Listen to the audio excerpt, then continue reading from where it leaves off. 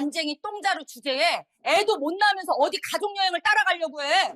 보증 안 서줄 거면 집에서 개똥이나 치워. 이게 사위 빚보증을 안 서준다고 신우이라는 작자가 제 금쪽 같은 딸 지연이 뺨을 때리며 내뱉은 모욕적인 말이었습니다. 지들은 제 딸 카드로 태국으로 가족여행 떠나면서 입술이 터져 피가 흐르는 제 딸에게 집에서 개똥이나 치우라며 모욕을 준 겁니다. 대한은행 부지점장이라는 사위놈은 한술 더 떴습니다. 은행원 마누라 됐으면 보증이라도 서야 도리 아니냐며 제 딸 가슴에 대못을 박더군요. 안녕하세요. 저는 강남구 논현동에 살고 있는 72세 오이숙입니다. 지금부터 제가 실제로 겪은 거지 같은 집구석에 딸아이를 시집 보낸 이야기라 가슴이 아프고 눈물 나지만 사람 같지도 않은 저 시댁 인간들을 어떻게 국제거지로 만들어버렸는지 기가 막히고 통쾌한 저의 인생 이야기를 들려드리도록 하겠습니다. 사연 시작 전 구독 버튼을 꾹 눌러주세요. 여러분의 오늘 하루가 조금 더 행복한 하루가 되실 거예요. 저는 지금 전국 200개 가맹점을 거느린 대박 곱창 프랜차이즈의 회장으로 있지만 40년 전만 해도 서울 광진구 아차산역 근처 노점에서 곱창을 볶던 가난한 장사꾼이었습니다. 26살에 과부가 되어 갓난아기 딸 하나 안고 막막한 세상에 내던져졌을 때 저는 죽고 싶을 정도로 힘들었습니다. 하지만 제 품에 안긴 딸 지연이를 보는 순간 이 아이만큼은 배고프지 않게 추위에 떨지 않게 키워야겠다는 각오를 다졌습니다. 새벽 4시에 일어나 시장에 가서 곱창을 손질했고 저녁 11시까지 쉬지 않고 노점에서 장사를 했습니다. 곱창 손질을 제대로 하지 않으면 냄새가 나서 손님들이 맛있게 먹을 수가 없었거든요. 손님이 없어도 비가 와도 눈이 와도 저는 그 자리를 지켰습니다. 딸 지연이는 노점 한쪽 박스에 누워서 잠을 잤고 저는 곱창을 볶으면서 딸의 얼굴을 쳐다보며 힘을 냈습니다. 지연아, 조금만 참아. 엄마가 꼭 성공해서 행복하게 해줄게. 그렇게 혼잣말을 하며 비가 오나 눈이 오나 철판 위에 곱창을 뒤집었습니다. 손가락이 데이고 등이 휘어져도 저는 쉬지 않고 일했습니다. 그렇게 10년을 악착같이 모은 돈으로 아차산역 근처에 작은 가게를 얻었습니다. 8평짜리 허름한 가게였지만 저한테는 꿈의 첫걸음이었습니다. 그렇게 열심히 일을 하다 보니 저에게도 기적 같은 기회가 찾아왔어요. 유명한 외식업 사장님이 저희 가게를 방문하셔서 곱창 맛이 너무 좋다며 프랜차이즈로 만들고 싶다는 제안을 받았고 그 제안을 받아들여 곱창 프랜차이즈 사업을 시작했습니다. 오픈하는 매장들마다 대박이 나서 줄을 서기 시작했고 입소문을 타고 전국적으로 하나씩 가맹점을 늘려갔습니다. 딸이 대학 들어갈 무렵에는 이미 50개 가맹점을 운영하고 있었고 지금은 전국에 200개가 넘는 매장을 둔 수백억 대 자산가가 되었습니다. 서울, 강남, 분당, 일산, 부산, 대구까지 대한민국 전역에 대박 곱창이라는 간판이 걸려 있습니다. 8평짜리 곱창집 아줌마가 이제는 연매출 5천억 원의 종업원 2,000명을 거느린 기업의 회장이 됐습니다. 하지만 저는 딸 지연이한테 절대 그 사실을 자랑하지 말라고 했습니다. 남들이 우리 집안 돈 때문에 접근하는 게 아니라 진짜로 지연이를 사랑해주는 사람을 만나야 한다고 했어요. 지연이는 착한 아이였습니다. 어릴 때부터 엄마가 고생하는 걸 보며 자라서인지 늘 검소하고 성실했습니다. 공무원 시험 공부도 열심히 해서 25세에 공무원 시험에 합격하여 우체국에서 근무를 하게 되었어요. 그렇게 20년 동안 성실하게 일했습니다. 저는 강남 논현동 50평짜리 펜트하우스에 살면서도 딸한테는 그냥 엄마가 곱창집 몇 개 운영한다고만 말했습니다. 지연이도 직장 근처의 노원구 월세 원룸에서 혼자 살며 평범한 공무원으로 살았습니다. 5년 전 딸이 40세가 되던 해의 맞선으로 사위 김태수를 만났습니다. 은행 부지점장이라고 했고 안정적인 직업에 키도 크고 인상도 괜찮아 보였습니다. 상견례 자리에서 사돈 박순자를 처음 만났는데 그 첫인상이 별로였습니다. 사돈은 제 딸을 위아래로 훑어보더니 키도 작고 엉덩이도 작아 보이는데 대를 이을 아들 하나 제대로 낳을 수 있겠느냐고 했습니다. 저는 그 말을 듣는 순간 가슴이 철렁 내려앉았지만 딸이 결혼하고 싶어 하니까 참았습니다. 찝찝하긴 했지만 딸이 사랑하는 남자였고 제 딸을 무시하는 모욕적인 소리였지만 저는 그냥 웃으며 넘어갔습니다. 시누이 김태연도 제 딸을 보며 코웃음을 치더니 우체국 공무원이면 월급이 박봉이 아니냐며 은근히 무시하는 말투였습니다. 자기 동생은 은행 부지점장이니까 최소한 그 정도는 벌어야 하는 거 아니냐며 조롱하는 듯 했어요. 그래서 저는 속으로 생각했습니다. 너희들이 우리 딸을 얕보고 무시하는구나. 하지만 겉으로는 아무렇지 않은 척 웃으며 넘어갔습니다. 딸이 행복하다면 저는 참고 지켜보기로 했습니다. 결혼 후 1년쯤 지났을 때 딸을 만났는데 표정이 어두웠습니다. 엄마 괜찮아. 그냥 시집살이가 좀 힘들어서 그래. 딸은 그렇게 말했지만 저는 알 수 있었습니다. 제 딸이 얼마나 힘들어하는지를요. 딸의 손을 보니 거칠어져 있었고 눈가에는 다크서클이 짙게 내려앉아 있었습니다. 제가 물어봐도 딸은 괜찮다고만 했습니다. 그래서 저는 몰래 사람을 시켜서 딸의 시댁 상황을 알아봤습니다. 알고 보니 사돈 박순자는 딸을 파출부처럼 부리고 있었고 시누이 김태연은 제 딸이 키가 작다고 하면서 난쟁이 똥자루라고 부르며 괴롭히고 있었습니다. 사위 김태수는 대한은행 부지점장으로 근무하면서 은행 업무는 아래 직원들한테 전부 맡기고 업무 시간에는 핸드폰으로 게임이나 하고 주식 투자와 비트코인 투자에 몰두하고 있었습니다. 한술 더 떠서 퇴근하고 집에 오면 밤마다 도박 사이트에 접속해서 돈을 날리고 딸이 차린 밥상을 엎어버리는 일도 자주 있다고 했습니다. 그 얘기를 들었을 때 제 손이 부들부들 떨렸습니다. 40년 동안 제가 피땀 흘려 키운 딸을 저런 버러지 같은 사람들이 함부로 대하고 있다니요. 하지만 딸이 이혼하고 싶어 하지 않는 이상 저는 참을 수밖에 없었습니다. 딸이 엄마 때문에 시댁에서 더 구박받을까봐 저는 꾹 참고 지켜만 봤습니다. 대신 얼마 전에 딸의 생일에 법인 VIP 카드를 하나 만들어줬습니다. 혹시라도 급한 일이 생기면 쓰라고 한도는 무제한이니까 걱정하지 말라고 했습니다. 딸은 고맙다며 그 카드를 소중하게 가방 깊숙이 넣어뒀습니다. 그런데 바로 어제 저녁 9시 제 휴대폰이 울렸습니다. 딸 지연이한테서 걸려온 전화였는데 수화기 너머로 들리는 딸의 목소리가 심상치 않았습니다. 엄마, 나 이제 끝낼게요. 도저히 못 참겠어요. 떨리는 목소리와 억눌린 울음소리, 그리고 거친 숨소리가 섞여 있었습니다.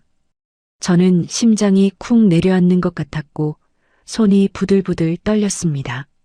지연아, 무슨 일이야? 어디 아파? 제가 다급하게 묻자 딸은 한참을 침묵하다가 입을 열었습니다.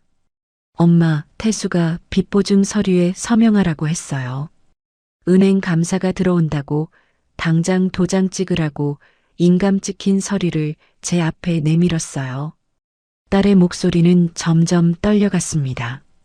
저는 5년 동안 참았지만 이건 아니라고 생각했어요.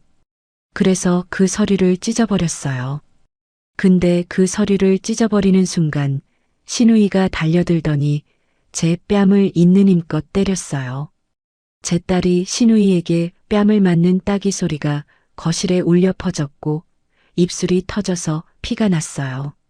그 소리를 듣는 순간 저는 손이 떨려서 핸드폰을 제대로 들지 못했고 숨이 멎을 것 같았습니다. 뭐라고? 누가 감히 내 딸 뺨을 때렸다고? 딸은 울먹이며 계속 말했습니다. 신우이가 소리를 질렀어요. 난쟁이 똥자루 주제에 집안 망하게 하려고 작정했냐고.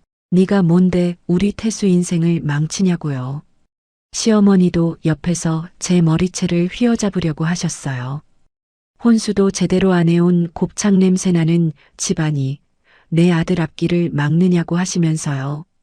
엄마, 전 너무 무서웠어요. 뺨이 화끈거리고 입술에서 피가 나는데 태수는 옆에서 보고 그냥 비웃기만 했어요. 제가 부풀어 오른 뺨을 손으로 감싸고 있는데 아무도 말리지 않았어요. 저는 그 얘기를 듣는 순간 온몸에 소름이 돋았습니다. 5년 동안 제가 참았던 것보다 제 딸은 더 모욕적인 고통을 견디고 있었던 거예요. 보증을 서주지 않는다고 제 딸이 뺨까지 맞아야 했습니까? 저는 주먹을 꽉 쥐고 이를 악물었습니다. 지연아, 그래서 그 사람들 지금 어디 있어? 딸이 대답했습니다. 엄마, 태수가 제 가방에서 엄마가 주신 법인 카드를 훔쳐갔어요. 그리고 바람피는 은행 여직원이랑 시어머니랑 시누이도 같이 가족여행 간다면서 저보고 집에서 개똥이나 치우라고 하고 가버렸어요. 엄마가 주신 법인 카드도 부부 공동 소유니까 자기가 써도 된다면서 그 카드로 1등석 티켓을 끊어서 인천공항으로 가버렸어요.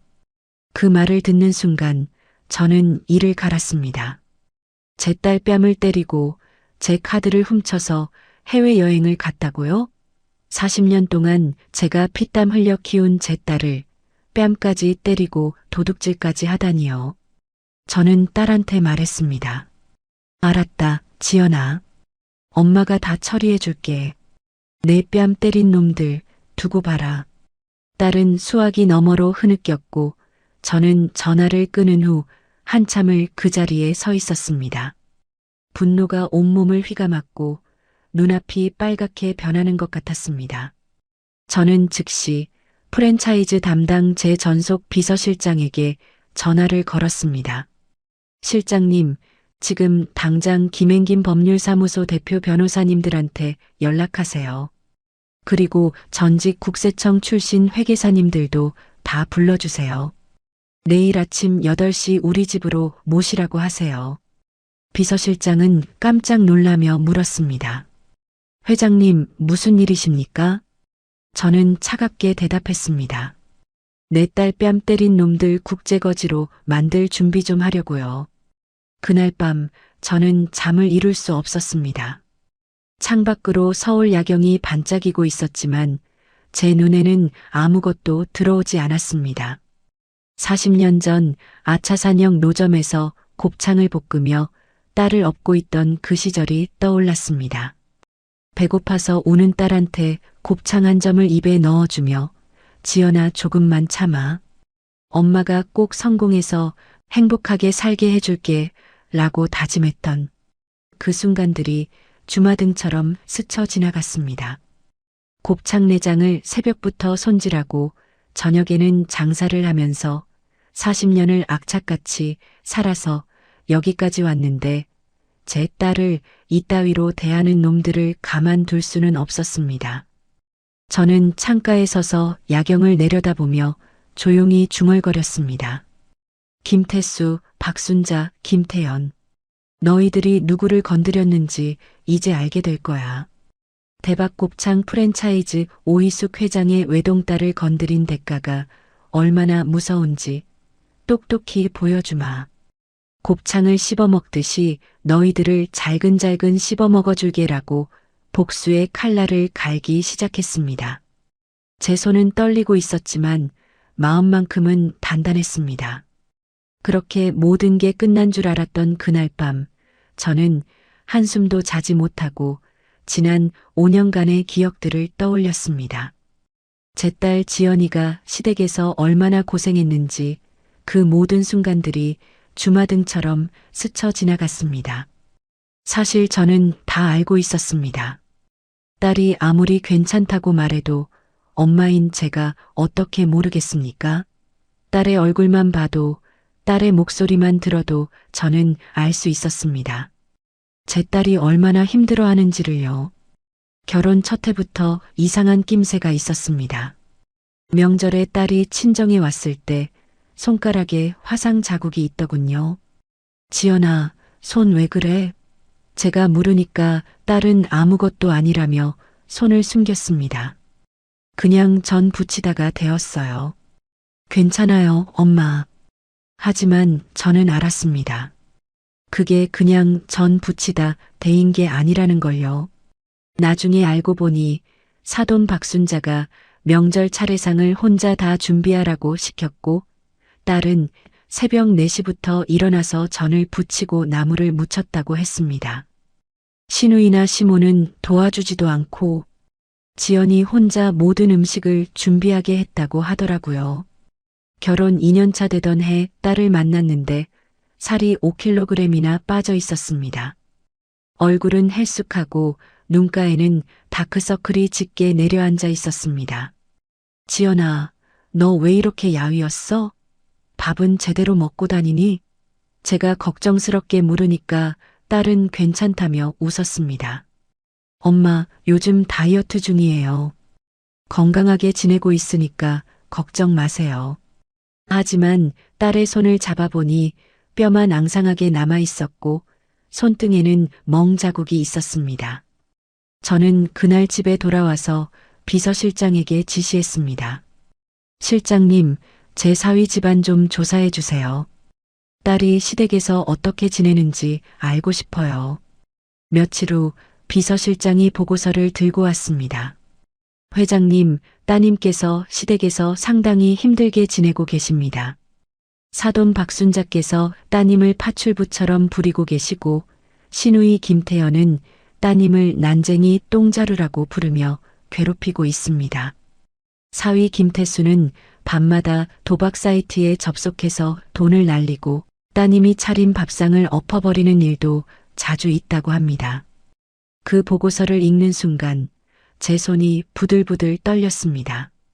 40년 동안 제가 피땀 흘려 키운 딸을 저 사람들이 이렇게 대하고 있다니요. 하지만 딸이 이혼하겠다고 말하지 않는 이상 저는 함부로 나설 수 없었습니다.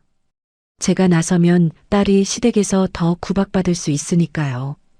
그래서 저는 꾹 참고 딸을 자주 제 집으로 불러서 맛있는 음식을 해주며 위로했습니다.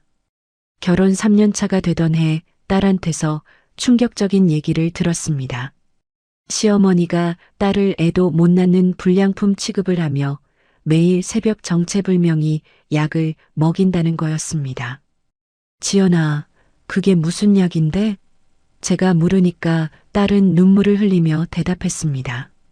엄마, 시어머니가 제가 아이를 못 낳는다고 약을 먹어야 아들을 낳을 수 있다고 하세요. 근데 그 약이 너무 써서 구역질이 나는데도 억지로 먹어야 해요. 안 먹으면 시어머니가 화를 내시거든요. 저는 그 얘기를 듣고 분노가 치밀어 올랐습니다. 제 딸을 시바지 취급하다니요.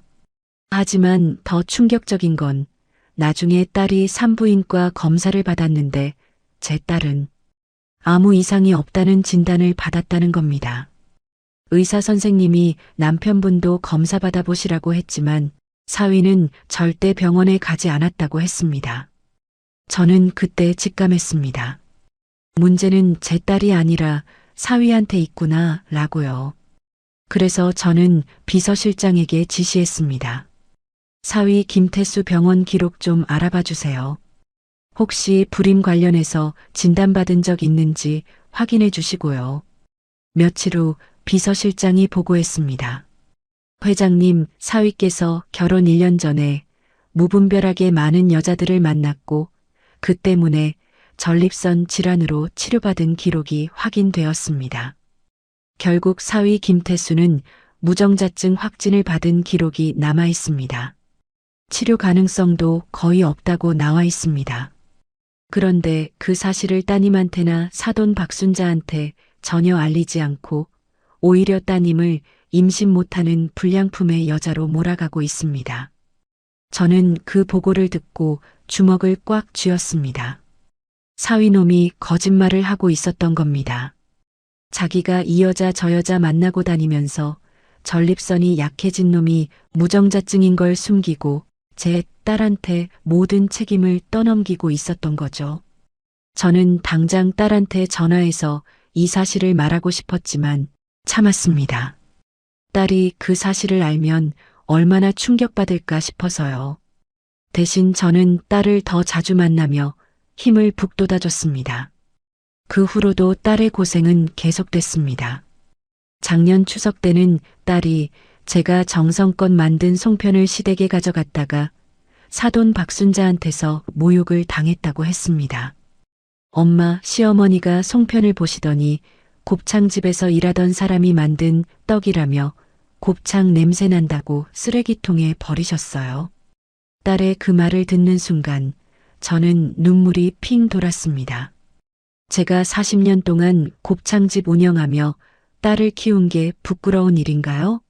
사돈 박순자가 제 딸을 무시하는 건 그렇다 쳐도 저까지 무시하다니요. 비서실장을 통해 계속 딸의 시댁 상황을 보고받았습니다.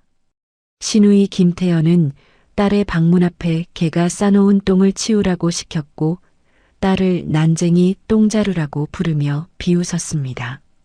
심지어 딸의 우체국 인맥을 이용해서 자기 짝퉁 유통사업의 법적 문제들을 해결하려고 했고 딸의 급여 통장까지 빌려달라며 협박했다고 합니다. 그 얘기를 들을 때마다 저는 이를 갈았지만 참을 수밖에 없었습니다. 사위 김태수는 더 심각했습니다. 비서실장의 보고에 따르면 사위는 은행 VIP 고객 비자금을 횡령해서 주식과 도박으로 날리고 있었는데 이미 5억 원 넘게 빼돌린 상태였습니다. 은행 감사팀이 눈치채고 있었고 곧 횡령 혐의로 구속될 상황이었습니다. 그래서 제 딸한테 횡령 금액을 무마하려고 빚보증 서류에 서명하라고 강요한 겁니다. 자기 범죄를 덮기 위해 제 딸을 이용하려고 했던 거죠.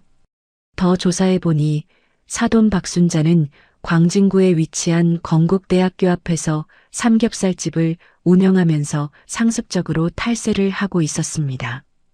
이중장부를 만들어서 실제 매출의 절반만 신고하고 있었고 나머지 돈은 현금으로 빼돌려서 집에 쌓아두고 있었는데 대충 5억 원 정도 된다고 했습니다.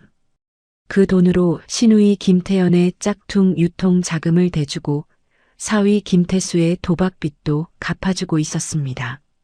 시누이 김태연은 인천 남동공단의 창고를 빌려서 대규모로 짝퉁 명품을 유통하고 있었습니다. 루이비통, 샤넬, 에르메스 가짜 가방들을 수천 점씩 쌓아놓고 팔고 있었는데 이건 명백한 상표권 침해 범죄였습니다. 비서실장이 창고 사진까지 확보해 왔는데 그 규모가 어마어마했습니다. 이건 단순한 짝퉁 장사가 아니라 조직적인 범죄 행위였습니다. 저는 비서실장의 보고를 듣고 정말 충격에 빠질 수밖에 없었습니다. 저런 콩가루 같은 집안을 알아보지도 않고 제 딸을 시집 보낸 게 너무나 후회됐습니다. 그리고 또 작년 겨울에 딸이 독감에 걸려서 40도 넘는 고열로 알아누웠을 때도 시댁 식구들은 아무도 딸을 돌봐주지 않았습니다. 오히려 사돈 박순자는 아프면 병원에 가지 왜 집에서 누워 있냐며 빨리 일어나서 저녁 준비하라고 했다고 합니다. 딸은 비틀거리며 일어나서 부엌으로 갔고 칼질하다가 손을 베었는데도 계속 요리를 했다고 합니다. 그 얘기를 듣고 저는 딸을 제 집으로 데려와서 일주일 동안 간호하기도 했습니다. 그때 딸의 손을 잡아보니 손가락마다 칼 자국과 화상 자국이 있었고 손톱은 깨지고 거칠어져 있었습니다. 40세 여자의 손이 아니라 60대 노인의 손 같았습니다. 지연아, 너 손이 왜 이렇게 됐어? 제가 물으니까 딸은 눈물을 흘리며 말했습니다. 엄마, 저 매일 시댁 식구들 밥 차리고 설거지하고 청소하고 빨래해요. 주말에는 시어머니 삼겹살집에 가서 홀 서빙도 도와드려야 해요. 근데 알바비를 한 푼도 안 주세요. 며느리가 시댁일 돕는 건 당연한 거라고 하고 공짜로 부려먹고 있어요. 저는 그 얘기를 듣고 가슴이 찢어지는 것 같았습니다. 제 딸이 공짜 파출부, 공짜 식모 노릇을 하고 있었던 겁니다. 하지만 딸은 또 말했습니다. 엄마, 괜찮아요. 제가 참으면 돼요. 이혼하면 엄마가 상처받으실까봐 그냥 참고 살았어요. 저는 딸을 끌어안고 눈물을 흘리며 말했습니다. 지연아, 힘들면 언제든지 엄마한테 말해. 엄마는 네가 이혼해도 절대 상처받거나 부끄러워하지 않으니까 네가 이혼하고 싶으면 너 마음대로 하렴. 엄마는 내 편이야. 하지만 딸은 고개를 저었습니다. 엄마, 저 괜찮아요. 조금만 더 참아볼게요. 그 모습을 보면서 저는 속으로 다짐했습니다. 딸이 스스로 이혼을 결심할 때까지 기다리자. 딸이 더 이상 상처받게 놔두면 안 되겠구나라는 생각을 했고, 딸이 마음의 준비가 되면 그때는 저 사람들을 절대 가만두지 않겠다고요. 명절마다 딸은 새벽 4시에 일어나서 혼자 차례상을 준비했습니다. 사돈 박순자와 시누이 김태연은 거실 소파에 앉아서 TV만 보고 제 딸 혼자 부엌에서 전을 부치고 나무를 묻혔습니다. 손가락에 화상을 입어도 아무도 신경 쓰지 않았고 차례상을 다 차려놓으면 사돈 박순자는 이것저것 트집만 잡았습니다. 전이 너무 두껍다, 나물이 짜다, 국이 싱겁다며 딸의 귀에 대고 소리를 질렀다고 합니다. 사위 김태수는 밤마다 도박에 빠져서 2천만 원씩 날렸고 제 딸이 차려놓은 밥상을 보면 이게 뭐냐며 바닥에 엎어버렸습니다. 쨍그랑 소리와 함께 그릇이 깨지는 소리가 날 때마다 딸은 아무 말 없이 바닥에 엎질러진 음식을 닦아냈다고 합니다. 사위는 그런 딸을 보며 비웃으며 말했답니다. 밥도 제대로 못하는 주제에 눈물은 왜 흘리냐고, 친정에서 뭘 배우고 왔냐고요. 5년 동안 이렇게 지옥 속에 사는 딸을 지켜보는 게 얼마나 힘들었는지 모릅니다. 제 딸이 고생하는 걸 알면서도 저는 참고 또 참아야 했습니다. 딸이 스스로 선택할 때까지 기다려야 했습니다. 하지만 속으로는 매일 밤 다짐했습니다. 언젠가 기회가 오면 저 사람들을 절대 용서하지 않겠다고요. 제 딸한테 한 짓에 100배 1000배로 갚아주겠다고요. 그리고 어제 드디어 그날이 왔습니다. 딸한테서 전화가 왔고 떨리는 목소리로 말했습니다. 엄마, 나 이제 끝낼게요. 시누이가 제 뺨을 때렸어요. 그 순간 저는 깨달았습니다. 드디어 제가 기다리던 순간이 왔구나. 이제 더 이상 참지 않아도 되는구나. 이제 제가 나설 때가 됐구나. 5년 동안 참고 참았던 분노가 이제 폭발하는 순간이었습니다. 다음 날 아침 8시 제 논현동 펜트하우스 거실에는 이미 여러 사람이 모여 있었습니다. 김행김 법률사무소의 수석 변호사 3분, 전직 국세청 조사관 출신 회계사 2분, 그리고 제 비서실장까지 모두 정장을 빼입고 엄숙한 표정으로 앉아 계셨습니다. 저는 소파에 앉아 한 사람 한 사람 얼굴을 돌아보며 입을 열었습니다. 여러분, 급하게 불러서 죄송합니다. 하지만 제 딸이 어제 시누이에게 뺨을 맞았습니다. 그 말을 하는 순간 회의실 분위기가 싸늘하게 변했습니다. 수석 변호사님이 노트를 펼치시며 말씀하셨습니다. 회장님, 어젯밤 간략하게 들었습니다만 좀 더 자세히 말씀해 주시겠습니까? 저는 어제 딸한테서 들은 내용을 하나하나 설명했습니다. 사위 김태수가 은행 감사를 피하려고 빚보증 서류의 서명을 강요했고 딸이 거절하자 신우이 김태연이 뺨을 때렸다는 것, 그리고 사위가 제법인 카드를 훔쳐서 은행 내연녀와 시댁 식구들이 함께 방콕으로 가족여행을 갔다는 것까지요. 수석 변호사님이 고개를 끄덕이시며 말씀하셨습니다. 회장님, 어제 밤부터 저희가 예비조사를 시작했습니다.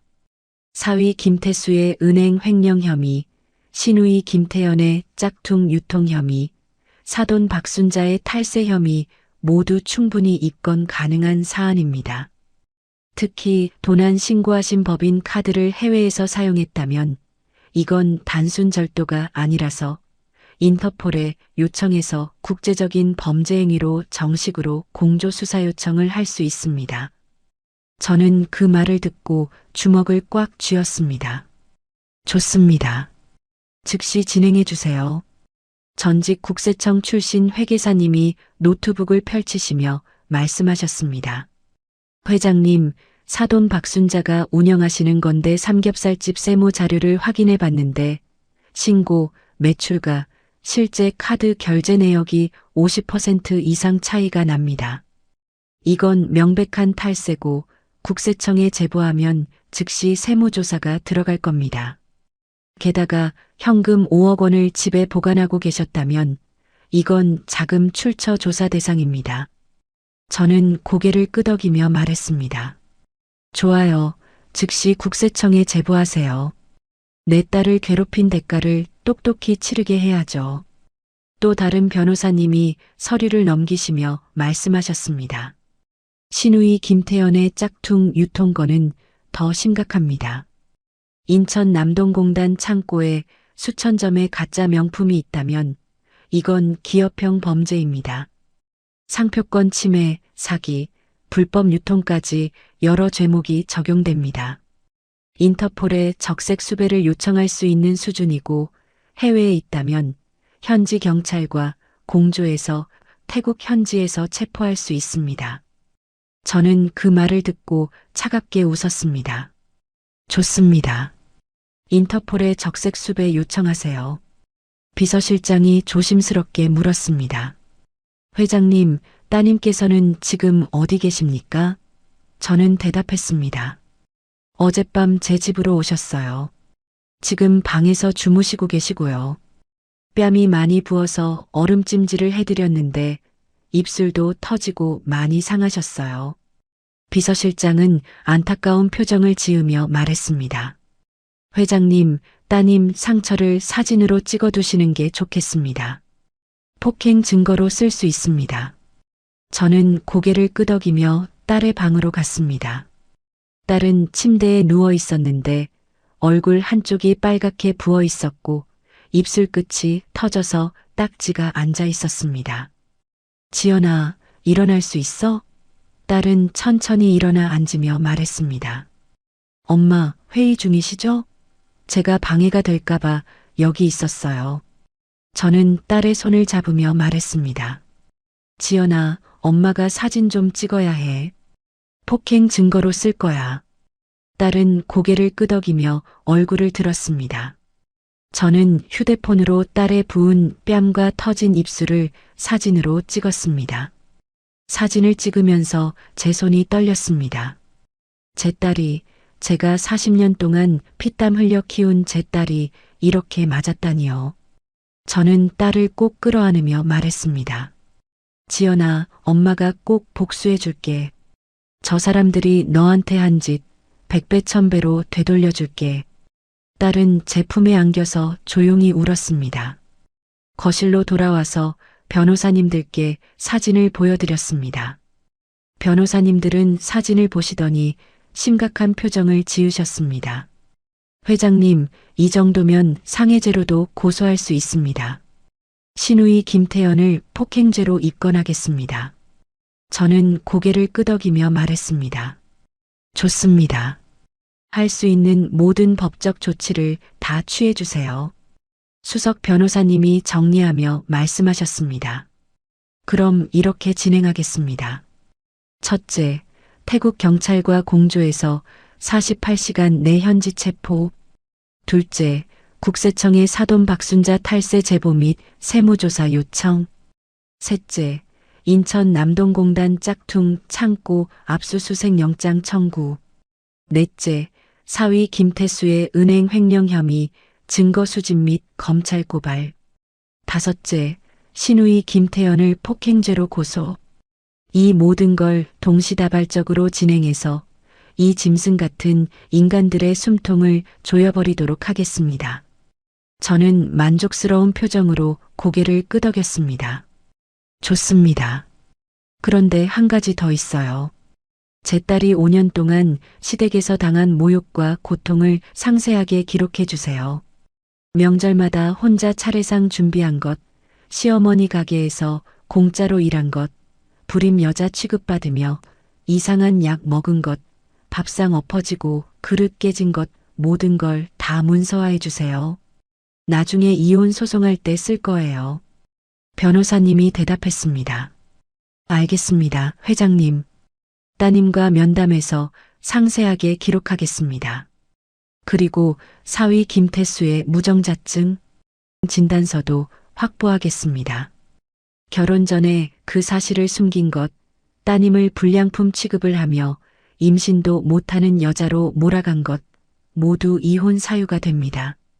저는 고개를 끄덕이며 말했습니다. 좋아요.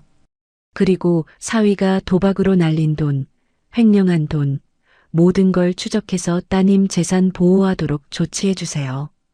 회의가 계속 진행되는 동안 저는 창밖을 내다봤습니다. 50층에서 내려다 보이는 서울 시내가 한눈에 들어왔습니다.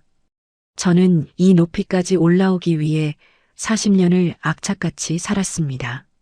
아차산역 노점에서 곱창을 볶으며 시작해서 지금은 전국 200개 가맹점을 거느린 회장이 됐습니다. 그 모든 게 딸 하나 잘 키우기 위해서였습니다. 그런데 제 딸을 저 사람들이 난쟁이 똥자루라고 부르며 뺨까지 때렸다고요? 저는 주먹을 꽉 쥐었습니다. 40년간 쌓아온 제 인맥, 제 재력, 제 권력을 총동원해서 저 사람들을 완벽하게 파멸시킬 겁니다. 법적으로, 경제적으로, 사회적으로 다시는 고개를 들지 못하게 만들 겁니다. 비서실장이 전화를 받더니 보고했습니다. 회장님, 태국 경찰과 공조가 완료됐습니다. 한국 수사팀이 오늘 오후 방콕으로 출국합니다. 도난 카드 사용 내역 추적 결과 사위 김태수 일행은 방콕 주변의 고급 리조트에 머물고 있습니다. 따님 카드로 이미 3천만 원 넘게 결제했습니다. 골프장 이용료, 고급 레스토랑 식사, 커플 스파, 명품 쇼핑까지 전부 따님 카드로요. 저는 그 말을 듣고 이를 갈았습니다. 제 딸 뺨 때리고 카드 훔쳐서 해외에서 호강하고 있다니요. 저는 비서실장에게 말했습니다.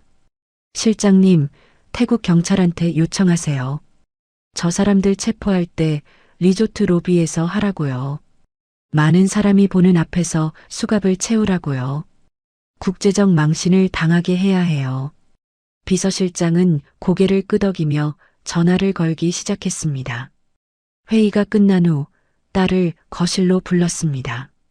지연아, 엄마가 준비했어. 저 사람들 곧 체포될 거야. 태국 현지에서 한국 수사팀이랑 태국 경찰이 공조해서 잡을 거야. 딸은 놀란 표정으로 물었습니다. 엄마, 벌써요? 저는 딸의 손을 잡으며 말했습니다. 그래, 벌써. 엄마가 40년 동안 이 자리까지 올라온 게 다 이런 나를 위해서였어. 내 딸 지키기 위해서였어. 딸은 눈물을 흘리며 물었습니다. 엄마, 저 때문에 엄마가 너무 애쓰시는 거 아니에요? 저는 딸을 꼭 끌어안으며 말했습니다. 지연아, 너는 엄마의 전부야. 엄마가 40년 동안 악착같이 일한 건 다 너 때문이었어. 너 하나 잘 키우려고, 너 하나 행복하게 살게 하려고 그렇게 살았어. 근데 저 사람들이 내 딸을 이렇게 대했는데 엄마가 가만히 있을 수 있겠니? 딸은 제 품에서 한참을 울었습니다. 저는 딸의 등을 토닥이며 창밖을 바라봤습니다. 서울 하늘이 맑게 개어 있었습니다. 40년 전 아차산역 노점에서 하늘을 올려다보며 다짐했던 그 순간이 떠올랐습니다. 지연아, 엄마가 꼭 성공해서 너 잘 살게 해줄게. 그 다짐을 이제야 제대로 지키는 것 같았습니다. 저는 딸을 아는 채로 조용히 중얼거렸습니다. 김태수, 박순자, 김태연. 너희들은 몰랐을 거야. 너희들이 무시하고 때린 그 며느리가 전국 200개 가맹점 프랜차이즈 회장의 외동딸이라는 걸. 수백억 대 자산의 유일한 상속자라는 걸. 이제 너희들은 그 대가를 치르게 될 거야. 타국 땅에서 국제거지로 전락하는 그 순간을 나는 두 눈으로 똑똑히 지켜볼 거야. 바로 그 순간을 기점으로 모든 것이 빠르게 움직이기 시작했습니다. 오후 2시 비서실장이 급하게 전화를 받더니 저한테 보고했습니다. 회장님, 국세청 세무조사팀이 지금 건대 삼겹살집에 들어갔습니다. 조사관 5분이 현장에 투입됐고 이중 장부와 현금 은닉 정황을 포착했다고 합니다. 사돈 박순자는 지금 태국에 있어서 현장에는 없지만 가게 직원들이 전부 조사받고 있습니다. 저는 고개를 끄덕이며 말했습니다. 좋아요. 계속 진행 상황 보고해 주세요. 30분 후 또 다른 연락이 왔습니다. 회장님, 인천 남동공단 신우이 김태연의 짝퉁 창고에 경찰 압수수색팀이 투입됐습니다. 창고 문을 열자마자 가짜 명품들이 산더미처럼 쌓여 있었고 루이비통, 샤넬, 에르메스 짝퉁들이 수천 점 이상 압수됐습니다. 상표권 침해 금액만 따져도 50억 원이 넘습니다. 경찰이 인터폴에 적색 수배 요청 완료했습니다. 저는 그 말을 듣고 차가운 미소를 지었습니다. 신우이 김태연, 내 딸을 난쟁이 똥자루라고 부르던 그 입에서 살려달라는 비명을 지를 것이라고 상상했습니다. 오후 3시 가장 중요한 연락이 왔습니다. 회장님, 한국 수사팀이 방콕에 도착했습니다. 태국 경찰과 합류해서 지금 리조트로 이동 중입니다. 사위 김태수 일행은 오후 4시에 체크아웃 예정이고 로비에서 카드 결제할 때 체포 작전 진행할 예정입니다. 저는 심장이 쿵쿵 뛰는 걸 느꼈습니다. 드디어 그 순간이 오는구나. 저는 딸을 불렀습니다. 지연아, 이리 와봐. 곧 저 사람들 잡힌다. 딸은 제 옆에 앉았고 저는 딸의 손을 꽉 잡았습니다. 비서실장은 휴대폰을 스피커폰으로 바꿔서 현지 수사팀과 연결했습니다. 실시간으로 상황을 들을 수 있게 한 겁니다. 저와 딸은 숨을 죽이고 전화기를 바라봤습니다. 수사팀장의 목소리가 들렸습니다. 지금 리조트 로비에 도착했습니다. 태국 경찰 6명과 한국 수사팀 4명 대기 중입니다. 타겟들이 엘리베이터에서 내려오고 있습니다. 1분이 지나갔습니다. 수사팀장의 목소리가 다시 들렸습니다. 타겟 확인했습니다. 사위 김태수, 은행 여직원, 사돈 박순자, 신우이 김태연, 4명 모두 확인됐습니다. 지금 프런트 데스크로 향하고 있습니다. 저는 딸의 손을 더 꽉 잡았습니다. 딸의 손도 떨리고 있었습니다. 엄마, 정말 잡히는 거죠? 딸이 물었고 저는 고개를 끄덕였습니다. 그래, 지연아. 너 뺨 때린 놈들 지금 잡힌다. 수사팀장의 목소리가 계속 들렸습니다. 사위 김태수가 카드를 꺼내서 프런트 직원한테 건네고 있습니다. 카드 결제 시도 중입니다. 잠시 후 프런트 직원이 당황하는 목소리가 들렸습니다. 손님, 죄송하지만 이 카드는 도난 카드로 등록되어 있습니다. 잠시만 기다려 주십시오. 그 순간 수사팀장이 외쳤습니다. 지금입니다. 진입하세요. 쿵쿵쿵 발소리가 들렸습니다. 그리고 태국 경찰의 목소리가 들렸습니다. 김태수, 당신은 대한민국 경찰의 요청으로 횡령 및 절도 혐의로 체포됩니다. 사위 김태수의 비명소리가 들렸습니다. 뭐야? 이게 무슨 일이야? 나 대한은행 부지점장인데, 수사팀장이 차갑게 말했습니다. 김태수 씨, 당신은 은행 VIP 비자금 8억 원을 횡령한 혐의로 수배 중입니다. 조용히 협조하십시오. 은행 여직원의 비명소리도 들렸습니다. 저는 왜요? 저는 아무것도 안 했어요. 수사팀장이 대답했습니다. 당신도 횡령 공범 혐의로 함께 연행됩니다. 그리고 신우이 김태연의 목소리가 들렸습니다. 야, 이게 무슨 짓이야? 내가 누군지 알아? 우리 태수가 대한은행 부지점장이라고 태국 경찰이 차갑게 말했습니다. 김태연, 당신은 인터폴 적색 수배범입니다. 짝퉁 유통 및 상표권 침해 혐의로 체포합니다. 사돈 박순자의 울부짖는 소리가 들렸습니다. 내 딸, 내 아들, 왜 죄도 없는 우리 애들을 잡아가냐? 수사팀장이 말했습니다. 박순자 씨, 당신도 다단계 사기 가담 및 명의 도용 혐의로 함께 연행됩니다. 리조트 로비가 순식간에 아수라장이 됐습니다. 투숙객들이 놀라서 쳐다보는 가운데 사위 김태수와 은행 여직원, 신우이 김태연, 사돈 박순자, 4명 모두 수갑이 채워졌습니다.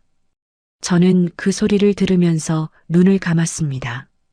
5년 동안 제 딸을 괴롭힌 그 사람들이 지금 타국 땅에서 범죄자로 연행되어 수갑을 차고 있습니다. 저는 딸을 돌아봤습니다. 딸은 눈물을 흘리고 있었습니다. 엄마, 정말 잡혔어요. 정말로요. 저는 딸을 끌어안으며 말했습니다. 그래, 지연아. 이제부터가 진짜 시작이야. 저 사람들이 너한테 한 짓 100배 1000배로 갚아줄 거야. 수사팀장이 보고했습니다. 회장님, 4명 모두 체포 완료했습니다. 지금 방콕 경찰서로 이송 중입니다. 일주일간 현지 구금 후 한국으로 송환할 예정입니다. 현지 구치소 환경이 매우 열악하다고 합니다.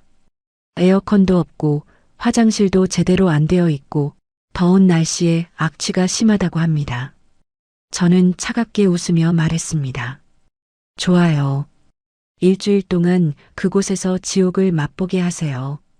그날부터 일주일 동안 저는 비서실장을 통해 매일 현지 상황을 보고받았습니다. 사위 김태수와 사돈 박순자, 신우이 김태연은 방콕 공항 근처 구치소에 수감됐는데 그곳 환경은 상상을 초월했습니다. 40도가 넘는 무더위에 에어컨도 선풍기도 없는 좁은 방에 10명이 넘는 죄수들이 함께 갇혀 있었습니다. 화장실은 방 한쪽 구석에 있는 구멍 하나가 전부였고 악취가 방 전체를 뒤덮었습니다. 첫째 날 사위 김태수는 교도관한테 항의했다고 합니다. 나는 한국에 대한은행 부지점장이다. 이런 대접을 받을 수 없다고 소리를 질렀지만 태국 교도관은 차갑게 웃으며 몽둥이로 바닥을 쳤다고 합니다. 여기서는 모두가 똑같은 죄수일 뿐이라고 조용히 하지 않으면 독방에 쳐넣겠다고 했답니다. 사위는 그제야 입을 다물고 구석에 쪼그리고 앉았다고 합니다. 둘째 날 사돈 박순자는 배급 음식을 보고 토해버렸다고 합니다. 냄새나는 쌀밥과 정체불명의 국물이 전부였는데 먹을 수가 없었답니다. 하지만 먹지 않으면 굶는 수밖에 없었고 결국 울면서 억지로 입에 넣었다고 합니다. 땀에 찌든 죄수복을 입고 시멘트 바닥에서 잠을 자야 했던 사돈 박순자는 매일 밤 울부짖었답니다. 셋째 날 신우이 김태연은 다른 죄수들과 싸움이 붙었다고 합니다. 자기는 명품만 입던 사람인데 왜 이런 데 갇혀 있느냐며 소리를 질렀고 태국 죄수들이 그걸 비웃었답니다. 결국 재소자들끼리 머리채를 잡고 싸우다가 교도관한테 끌려가 벌을 받았다고 합니다. 독방에 하루 동안 갇혔는데 그곳은 더 좁고 더러웠답니다. 넷째 날 저는 방콕 구치소로 서류를 보냈습니다. 첫 번째는 사위 김태수의 전립선 질환 무정자증 진단서였습니다. 결혼 전에 받았던 그 진단서 말이죠. 두 번째는 이혼 소장이었습니다. 배우자의 부정행위, 횡령 범죄, 가정폭력 방조를 사유로 한 이혼 청구서였습니다. 세 번째는 제가 직접 쓴 편지였습니다. 김태수 씨, 당신이 5년 동안 제 딸을 어떻게 대했는지 기억하십니까? 이제 그 대가를 치르실 시간입니다. 다섯째 날 세 사람은 서로를 원망하며 싸우기 시작했습니다. 사위 김태수는 사돈 박순자한테 소리쳤답니다. 어머니가 지연이를 그렇게 구박하지 않았으면 이런 일 없었을 거 아니에요. 사돈 박순자는 시누이 김태연한테 화를 냈답니다. 네가 옳게 뺨을 때리지 않았으면 이렇게 안 됐어. 시누이 김태연은 사위 김태수를 탓했답니다. 태수가 카드를 훔치지 않았으면 우리가 왜 여기 있어. 여섯째 날 구치소 교도관이 한국 수사팀한테 보고했답니다. 세 사람이 밤새 싸우다가 지쳐서 쓰러졌다고 서로 멱살을 잡고 울부짖으며 상대방 탓만 했다고 합니다. 가족이라던 그 사람들이 이제는 서로를 증오하고 있었습니다. 저는 그 보고를 듣고 딸한테 말했습니다. 지연아 봐. 저 사람들이 지금 서로 물어뜯고 있어. 5년 동안 너를 괴롭힐 때는 한마음이더니 이제는 저 꼴이야. 지옥 같은 태국 방콕 구치소에 수감된 지 7째 날 드디어 한국 수사팀이 방콕 구치소를 방문했습니다. 사위 김태수와 사돈 박순자, 시누이 김태연은 일주일 만에 완전히 초라한 모습이 되어 있었습니다.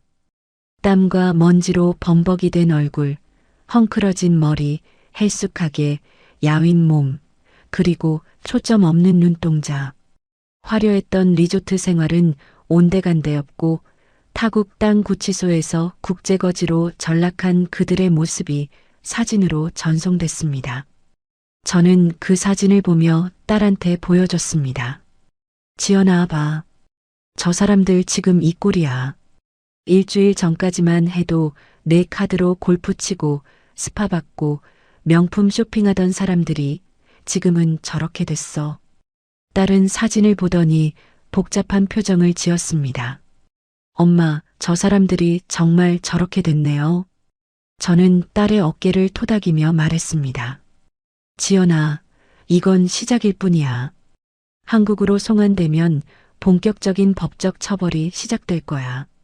한국 수사팀이 세 사람을 한국으로 송환하기 위해 방콕 공항으로 이동했습니다. 비서실장이 보고했습니다.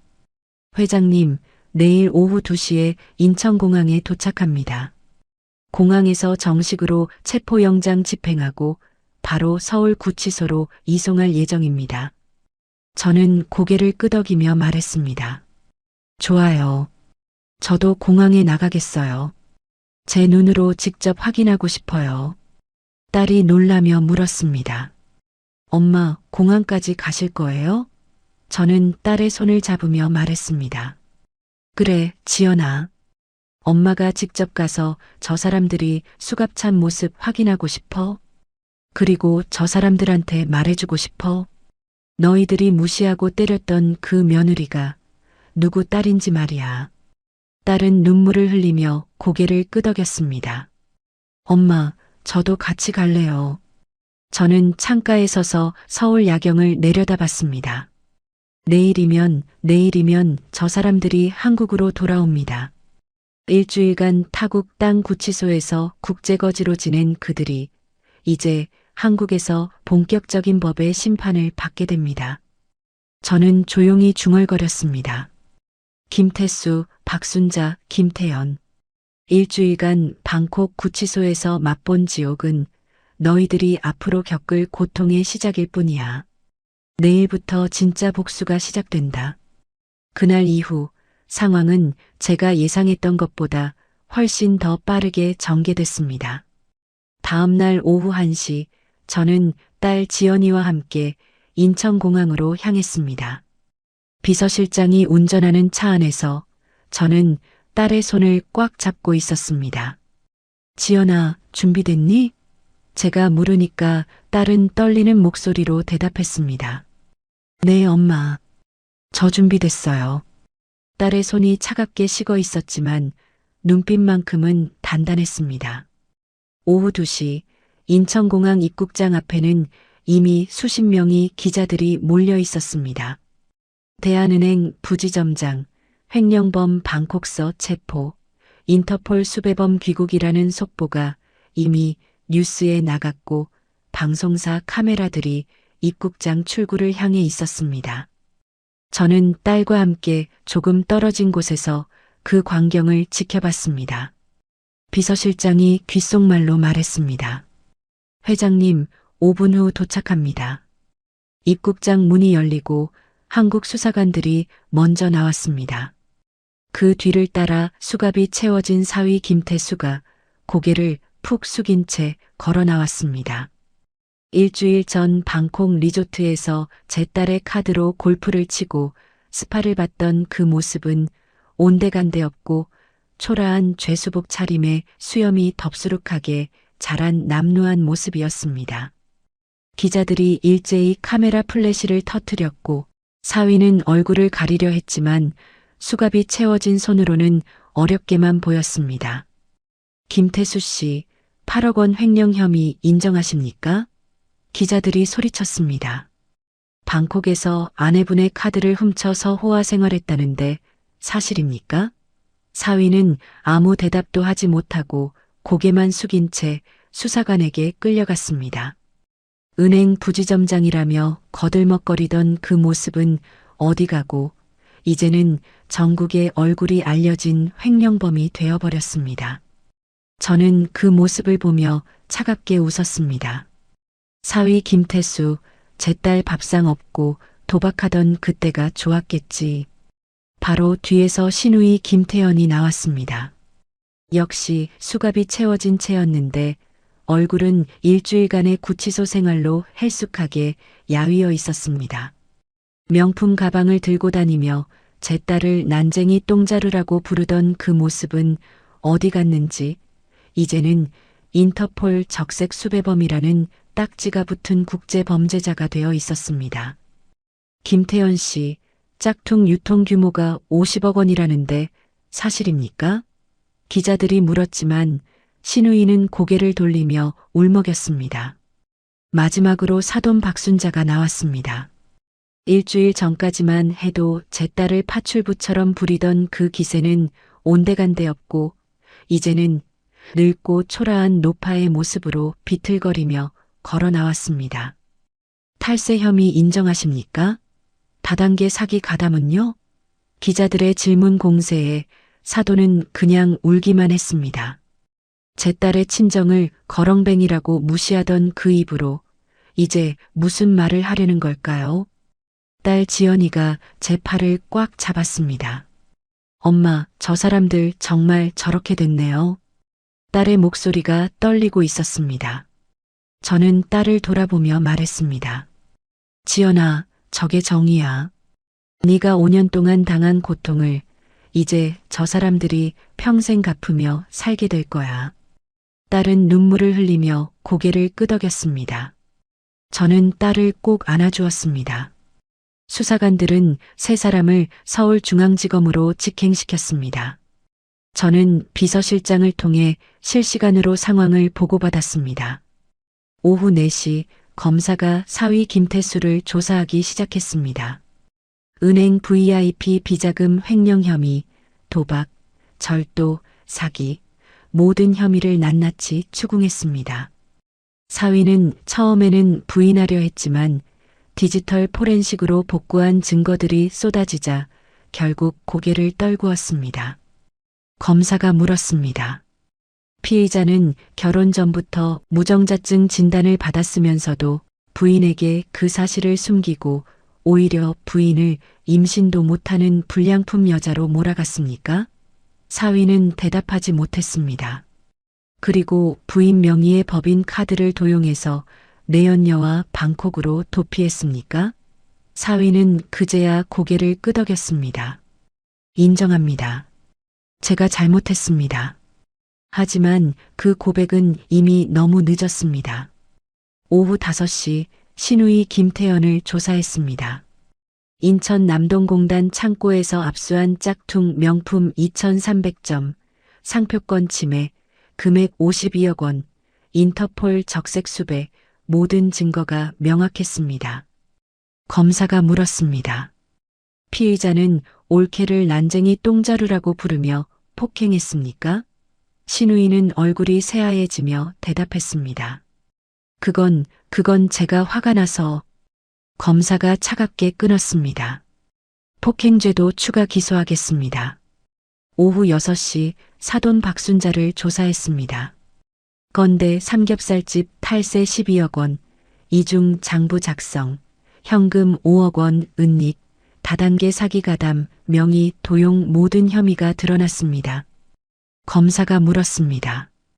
피의자는 며느리를 파출부처럼 부리고 친정에서 보낸 음식을 쓰레기통에 버렸습니까? 사돈은 울먹이며 대답했습니다. 제가 미처 몰랐습니다. 며느리 친정이 그렇게 큰 집안인 줄. 검사가 차갑게 말했습니다. 그게 중요한 게 아닙니다. 사람을 사람으로 대하지 않은 게 문제입니다. 저녁 8시 검찰은 세 사람 모두에게 구속영장을 청구했습니다. 사위 김태수는 횡령, 도박, 절도, 사기 혐의로, 신우이 김태연은 짝퉁 유통, 상표권 침해, 폭행 혐의로, 사돈 박순자는 탈세, 다단계 사기, 명의 도용 혐의로 각각 구속영장이 청구됐습니다. 비서실장이 보고했습니다. 회장님, 내일 오전 법원에서 구속영장 심사가 있습니다. 기각될 가능성은 거의 없습니다. 저는 고개를 끄덕이며 딸을 돌아봤습니다. 지연아, 내일이면 저 사람들 전부 구속돼. 서울구치소에 수감될 거야. 딸은 조용히 물었습니다. 엄마, 그러면 저 사람들 언제 나와요? 저는 대답했습니다. 재판 끝나고 형이 확정되면 사위는 최소 5년, 신우이는 최소 3년, 사돈은 벌금형이랑 집행유예 받을 거야. 하지만 전 재산은 다 압류됐으니까 나와도 빈털털이야. 그날 밤 뉴스에서 대서특필했습니다. 대한은행 부지점장 8억 원 횡령 후 방콕 도피, 인터폴 수배범 짝퉁 여왕 귀국, 일가족 조직적 범죄 혐의. 사위 김태수와 신우이 김태연, 사돈 박순자의 얼굴이 전국 방송에 나왔고 인터넷 뉴스 댓글에는 비난이 쏟아졌습니다. 가족 전체가 범죄자라고 낙인이 찍히는 광경이었습니다. 저는 그 뉴스를 보며 딸한테 말했습니다. 지연아, 봐. 저 사람들이 이제 전국에 얼굴이 알려졌어. 평생 그 낙인을 안고 살아가야 해. 다음 날 오전 10시 법원에서 구속영장 심사가 열렸습니다. 저는 딸과 함께 방청석에 앉아서 그 광경을 지켜봤습니다. 판사가 입장하고 사위 김태수가 수갑을 찬 채 법정에 섰습니다. 판사가 물었습니다. 피의자, 횡령 혐의 인정합니까? 사위는 고개를 숙인 채 대답했습니다. 인정합니다. 판사가 말했습니다. 증거인멸 및 도주 우려가 있으므로 구속영장을 발부합니다. 신우이 김태연도 마찬가지였습니다. 판사가 물었습니다. 피의자, 짝퉁 유통 및 폭행 혐의 인정합니까? 신우이는 울먹이며 대답했습니다. 폭행은 제가 잘못했습니다. 하지만 너무 화가 나서. 판사가 차갑게 말했습니다. 감정적이었다는 변명은 폭행을 정당화할 수 없습니다. 구속영장 발부합니다. 사돈 박순자는 법정에서 무릎을 꿇고 빌었습니다. 판사님, 저는 몰랐습니다. 제발 한 번만 봐주십시오. 하지만 판사는 고개를 저었습니다. 피의자가 며느리를 어떻게 대했는지가 중요한 게 아닙니다. 탈세와 사기 가담이 문제입니다. 구속영장 발부합니다. 세 사람 모두 구속이 결정되는 순간 법정이 술렁였습니다. 저는 딸의 손을 꽉 잡았습니다. 지연아, 끝났어. 저 사람들 이제 구속됐어. 딸은 눈물을 흘리며 고개를 끄덕였습니다. 엄마, 정말 끝난 거죠? 저는 딸을 안아주며 말했습니다. 아니야, 지연아. 이제 시작이야. 본격적인 재판이 남아있어. 그때 엄마가 준비한 게 있어. 법정을 나오는 길, 사위 김태수가 저와 딸을 봤습니다. 순간 얼굴이 굳어지며 입을 벌렸지만 아무 말도 하지 못했습니다. 저는 사위를 똑바로 쳐다보며 차갑게 웃었습니다. 김태수, 오랜만이네. 방콕 구치소는 지낼만 했니? 사위는 얼굴이 새하얘지며 고개를 돌렸습니다. 수사관이 사위를 끌고 가는 모습을 보며 저는 딸한테 말했습니다. 지연아, 다음 재판 때 엄마가 직접 증인으로 나설 거야. 그때 저 사람들한테 말해줄 거야. 내가 누구인지. 오후 2시 세 사람은 서울 구치소에 수감됐습니다. 비서실장이 보고했습니다. 회장님, 세 사람 모두 독방이 아닌 일반 수감동에 배치됐습니다. 다른 죄수들과 함께 지내야 합니다. 사위 김태수는 횡령범이라는 소문이 퍼져서 다른 죄수들한테 따돌림 당하고 있고 신우이 김태연은 짝퉁 여왕이라는 별명이 붙었습니다. 사돈 박순자는 나이가 많아서 힘들어하고 있습니다. 저는 그 보고를 듣고 창밖을 바라봤습니다. 서울 하늘이 맑게 개어 있었습니다. 5년 동안 제 딸을 괴롭힌 그 사람들이 이제 구치소에 갇혀 있습니다. 하지만 이건 시작일 뿐입니다. 본격적인 재판이 시작되면 저는 제 정체를 밝힐 겁니다. 전국 200개 가맹점 대박 곱창 프랜차이즈 오이숙 회장, 그게 바로 저라는 것을, 그리고 저 사람들이 무시하고 때린 그 며느리가 수백억대 자산가의 외동딸이라는 것을. 저는 딸을 돌아보며 말했습니다. 지연아, 다음 주에 본격적인 재판이 시작돼. 그때 엄마가 법정에 설 거야. 그리고 저 사람들 눈앞에서 말해줄 거야. 너희들이 누구를 건드렸는지. 딸은 눈물을 흘리며 물었습니다. 엄마, 그럼 저 사람들이 엄마가 회장님이라는 걸 알게 되는 거예요? 저는 고개를 끄덕였습니다. 그래, 지연아. 그때가 진짜 백배 천배 받은 만큼 돌려주는 거야. 저 사람들 얼굴 보고 싶지 않니? 딸은 조용히 웃었습니다. 처음으로, 5년 만에 처음으로 딸이 진심으로 웃는 얼굴을 봤습니다. 네, 엄마. 보고 싶어요. 신우이가 저를 난쟁이 똥자루라고 부를 때, 시어머니가 저를 거렁뱅이 딸이라고 할 때, 그때마다 엄마 생각했어요. 엄마가 얼마나 대단한 분인지 저 사람들은 몰랐죠. 이제 알려줄 때가 된 것 같아요. 저는 딸을 꼭 끌어안았습니다. 40년 동안 악착같이 살아온 이유가 바로 이 순간을 위해서였습니다. 제 딸을 지키기 위해서, 제 딸에게 정의를 돌려주기 위해서였습니다. 이제 다음 주면 본격적인 복수가 시작됩니다. 법정에서 제가 직접 나서서 저 사람들한테 똑똑히 보여줄 겁니다. 대박 곱창 오이숙 회장의 딸을 건드린 대가가 얼마나 무서운지를요. 시간이 흘러 드디어 본격적인 재판이 시작되는 날이 왔습니다. 제가 40년 동안 기다려온, 제 딸을 위해 준비해온 그 순간이었습니다. 오전 9시 저는 딸 지연이와 함께 서울중앙지방법원에 도착했습니다. 평소처럼 수수한 옷차림이 아니라 제가 중요한 사업 미팅에 입는 정장을 입었습니다. 명품 정장을 입고 명품백을 하나 메고 그리고 목에는 진주 목걸이를 했습니다. 오늘은 며느리 엄마가 아니라 대박 곱창 프랜차이즈 오이숙 회장으로 서는 날이었으니까요. 법정 복도에는 이미 기자들이 몰려 있었습니다. 은행원 횡령 사건 첫 공판이라는 뉴스가 나간 후 많은 사람들이 관심을 가지고 있었습니다. 저는 딸의 손을 꽉 잡고 방청석으로 들어갔습니다. 법정 안은 이미 사람들로 가득 차 있었고 앞쪽에는 변호인석에 수석 변호사님들이 앉아 계셨습니다. 저를 보시고는 고개를 끄덕이셨습니다. 회장님, 준비됐습니다. 오늘 끝장을 봅시다. 오전 10시 재판장이 입장하고 재판이 시작됐습니다. 피고인 입장하라는 목소리가 울렸고 문이 열리며 사위 김태수가 수갑을 찬 채 들어왔습니다. 일주일간 구치소 생활로 더 헬쑥해진 얼굴, 깎인 머리, 죄수복 차림의 초라한 모습이었습니다. 사위는 방청석을 힐끗 쳐다봤는데 저와 딸을 보는 순간 얼굴이 굳어졌습니다. 하지만 이내 고개를 숙였습니다.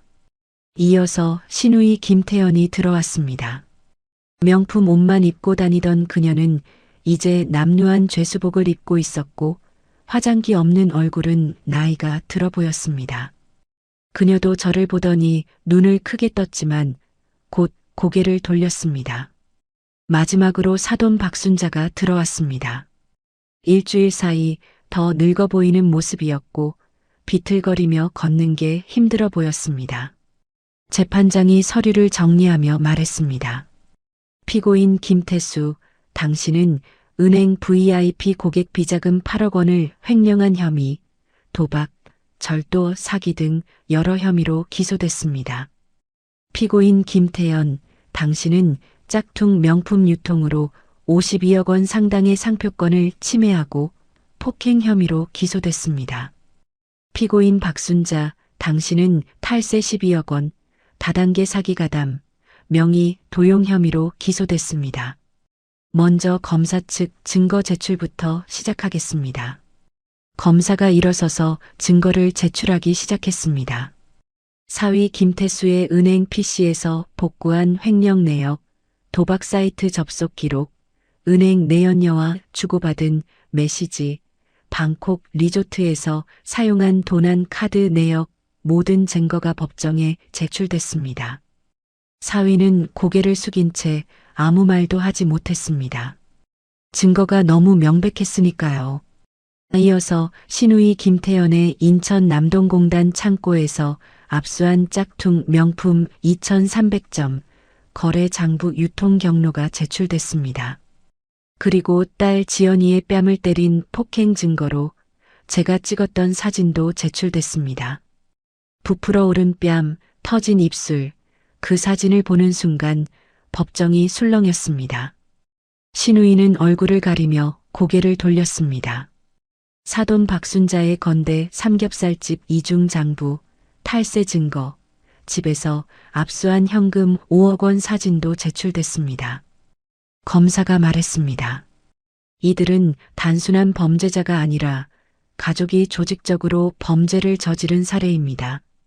사위는 횡령한 돈으로 도박을 했고 시누이는 사위의 힘을 빌려 짝퉁 유통을 했으며 사돈은 탈세한 돈으로 이들을 도왔습니다. 그리고 며느리를 5년 동안 학대했습니다. 재판장이 고개를 끄덕이며 말했습니다. 다음은 피해자 측 증인 신문을 진행하겠습니다. 증인 입장하십시오. 제 차례가 왔습니다. 저는 자리에서 일어나 증인석으로 걸어갔습니다. 법정 앞 모든 사람의 시선이 저한테 집중됐습니다. 사위 김태수와 시누이 김태연, 사돈 박순자도 저를 쳐다봤습니다. 하지만 아직도 제가 누구인지 모르는 눈빛이었습니다. 재판장이 물었습니다. 증인, 성함과 직업을 밝혀주십시오. 저는 마이크 앞에 서서 또렷하게 말했습니다. 저는 오이숙입니다. 대박 곱창 프랜차이즈 창업주이고 회장이며 피해자 이지연의 어머니입니다. 그 순간 법정이 술렁였습니다. 사위 김태수의 얼굴이 새하얘졌고 시누이 김태연은 입을 떡 벌렸습니다. 사돈 박순자는 의자를 붙잡으며 비틀거렸습니다. 검사가 물었습니다. 증인, 대박 곱창 프랜차이즈는 어느 정도 규모입니까? 저는 차분하게 대답했습니다. 전국 200개 가맹점을 운영하고 있으며 연매출 5천억 원, 종업원 2,000명을 고용하고 있습니다. 저는 40년 전 아차산역 노점에서 곱창 장사를 시작해서 지금의 기업을 일궈냈습니다. 그리고 제 딸 지연이는 제 외동딸이자 수천억대 자산의 유일한 상속자입니다. 사위 김태수가 벌떡 일어서며 소리쳤습니다. 그게 무슨 말입니까? 장인어른이 대박곱창 회장이라고요? 재판장이 차갑게 말했습니다. 피고인, 조용히 하십시오. 곱창을 좋아하는 사람이라면 모르는 사람이 없는 기업형 프랜차이즈라는 것을 알고 있었던 사위는 다리에 힘이 풀린 듯 주저앉았습니다. 전국에 200개가 넘는 대형 프랜차이즈 회장이 바로 자신의 아내인지 몰랐고 올케인지 몰랐던 시누이 김태연은 머리를 감싸쥐고 신음했습니다. 아니야. 그럴 리가 없어. 올케가 수천억 상속자라고. 사돈 박순자는 거품을 물며 쓰러질 것 같았습니다. 검사가 계속 물었습니다. 증인, 피고인들이 따님을 어떻게 대했습니까? 저는 천천히 대답했습니다. 5년 동안 제 딸을 파출부처럼 부렸습니다. 명절마다 새벽 4시에 일어나 혼자 차례상을 준비하게 했고 주말마다 시어머니 가게에서 알바비도 안 주고 공짜로 부려먹고 일하게 했습니다. 그리고 제 딸을 키가 작은 난쟁이 똥자루라고 부르며 비웃었고 애도 못 낳는 불량품 여자로 몰아가며 이상한 약을 먹였습니다.